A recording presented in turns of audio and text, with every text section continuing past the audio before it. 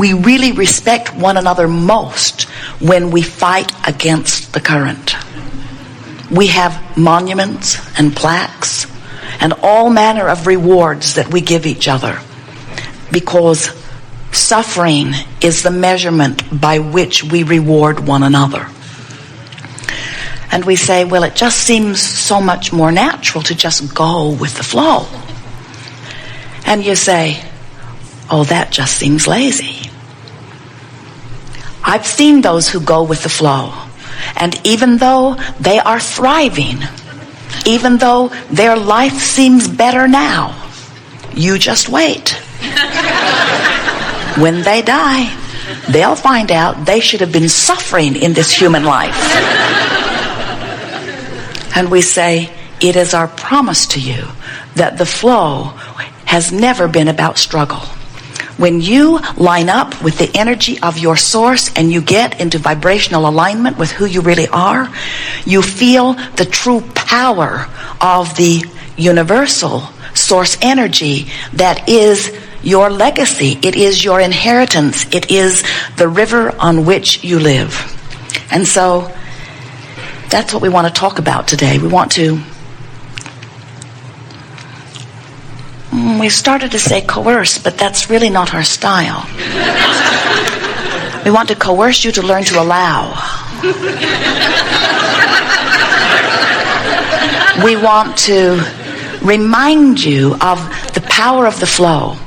And we want to remind you of how you can tell when you are allowing the flow or the source energy current to carry you. And we want to help you to remember that the guidance that is within you lets you know in every moment how much allowing of the flow or resisting of the flow you are doing in any moment. And as you reacquaint yourself with the emotional guidance system that is within you, as you begin to utilize your emotional guidance system in the way you knew you would when you made the decision to come forth into this physical body, as you reactivate within yourself the memory of who you really are, as you reactivate within yourself, as you come into vibrational alignment with the way source feels about you,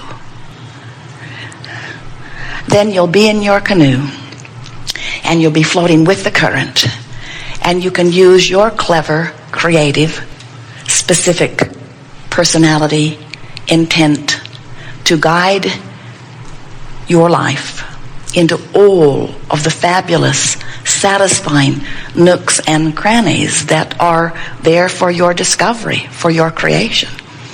But when you use everything you've got to fight against the current, life never gets very good for you.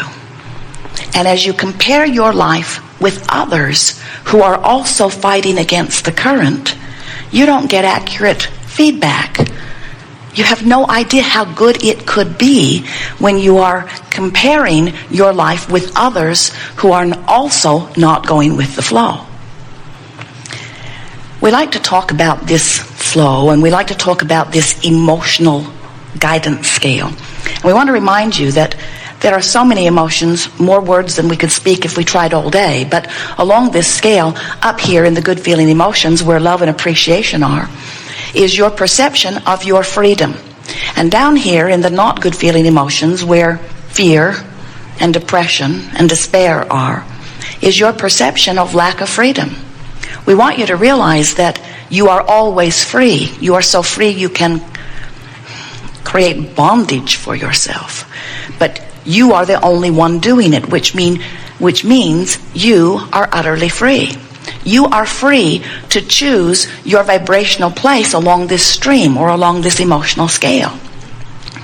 What happens so often is, as you have approached life or giving your attention to something, and as you do, you feel the discord in your being about it. Let's say something has happened and you are focused in a way that you are feeling absolute despair. Well, your source, who is this powerful part of you, not separate from you ever, is offering the vibration of who you really are. And this is the way that it works. So as your vibration, as your life experience causes you to sift through your life experience, that sifting through causes you to offer a constant birthing of new desires. And the thing that we think that most of our physical friends don't realize is that when you in your body have an experience which causes you to ask for something more, in that asking for something more, the non-physical part of you becomes it immediately. The non-physical part of you becomes it immediately. That's why we write a book that says, ask and it is given. And we want to even add a further title to that. Not only when you ask, is it given, but when you ask, the non-physical part of you becomes it. The vibrational non-physical part of you becomes what you're asking for. So can you imagine, with all that life has... Please turn us down. Can you imagine? Oh, is that better? Give us something in between. Something less with house and more with your own. How is that? Better? So when your life experience causes you to give birth to this new desire, the non-physical part of you becomes it. So can you imagine how much has been expressed by you into what we like to call this vibrational escrow? Can you imagine what the larger part of you has already become as a result of the reverberation? Is uncomfortable. If there is some way of just knocking it back a notch,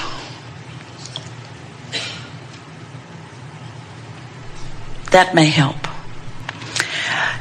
So as your life experience causes you to contribute to this vibrational escrow again and again and again, this vibrational escrow becomes your future experience if you will but allow it to be. And the thing that most of our physical beings do not realize is that that vibrational escrow, that the non-physical part of you not only is providing for you, but has literally become, is the strongest vibration of you. It literally is your current. It becomes the current of your stream. And so it is always calling you toward it. So what happens is that stream was flowing before you came forth into this physical body. And that stream is flowing now as a result of what you have been contributing in this physical body. And so as the stream that was you before you came into this body is now added to by the stream that you are contributing to as you are sifting through the contrast, there is this powerful stream of all of the desires that you in your physical and non-physical form have set forth. It is a powerful, wonderful stream. And when you go with the flow of that stream, you feel yourself carried on the current. That's what passion feels like. That's what love feels like. That's what joy feels like. And when you focus in ways that do not allow you to go with the flow of the stream, you don't feel so good. That's what that resistance is. That's what frustration is. That's what overwhelmment is. That's what fear is. That's what despair is you're not letting yourself go with the flow. So now some will say, well, Abraham, it feels like my thoughts are thinking me. Or they'll even go further. They'll say, I believe that there is some evil force. There is another stream. It is the stream of badness or the stream of darkness. And we say everything that you feel, that you try to describe in that way, is only your resistance. You're not letting yourself go with the stream that is really flowing. Can you feel that? Can you feel how the stream was flowing before your birth, long before your birth into this physical body, and how you have contributed to the stream now? And can you feel how important it is for you to stay up to speed with the stream that is flowing? When you let yourself go with your flow, you feel wonderful. And when you don't let yourself go with your flow, you feel frustration, you feel overwhelmment, you feel anger, you feel rage, you feel depression, you feel any manner of things. But it's not because there's another flow pulling you. It's because you are holding yourself in resistance to the flow. Jerry and Esther, with dear friends, went on a whitewater rafting trip yesterday or day before, and as they were in the river, a very fast moving river, it was very obvious to them that they could not have for any length of time survived an effort at going against that flow. In other words, they were going with the flow because the flow was so powerful in relationship to who they are. And we want to say to you that your flow is powerful in relationship to who you are also. And when you are little, before you have even decided to make the effort to paddle upstream, you just go with the current. You just go with the current, and it's a lovely ride. But over time and over generations, your society, your historical background, the people of your world have gotten better and better and better at going against the current. And so some of you can hold yourself against the current. In other words, it doesn't sweep you into the direction of thriving in the way that it would if you just let go and go. As people, you get so good at doing things other than using your own emotional guidance system to figure out which way is in the direction of your flow that you might find it hard to believe. But some people actually come to these audiences from time to time and claim that they can't tell.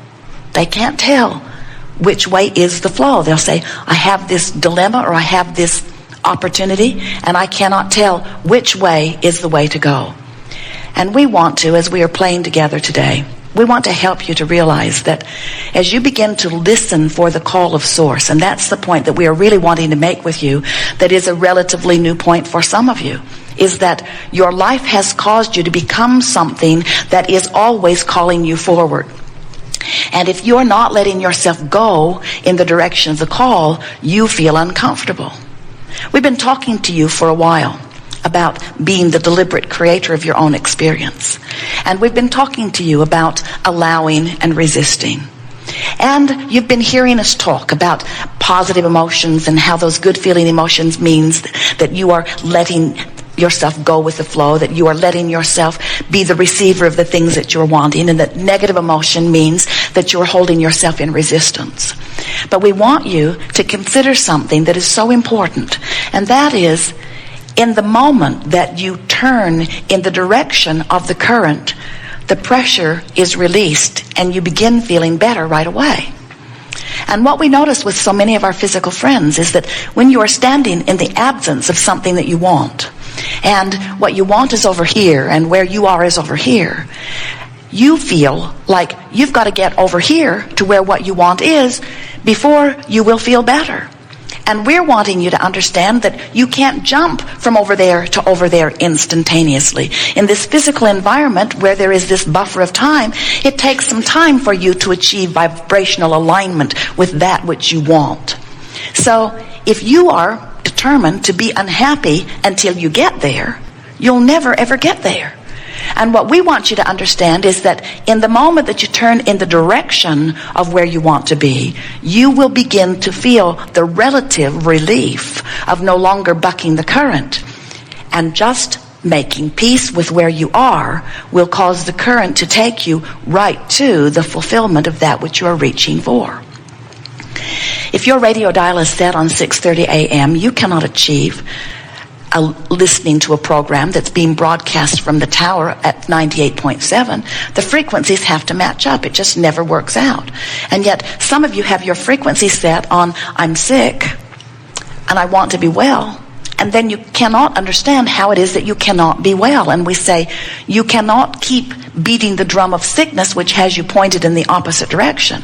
You've got to make peace with where you are. And in the moment that you stop beating the drum of sickness, the current will carry you toward wellness. We promise you that it will. Jerry and Esther have navigational systems in their vehicles. You probably do too. And the system is based upon only two things. Where are you in relationship to where you want to be? So they program in their desired destination, and the system gives them turn-by-turn directions of how to get to where they want to be. Can you imagine Magellan deciding to get very helpful and overlaying 10 or 20 other people's current location and destination?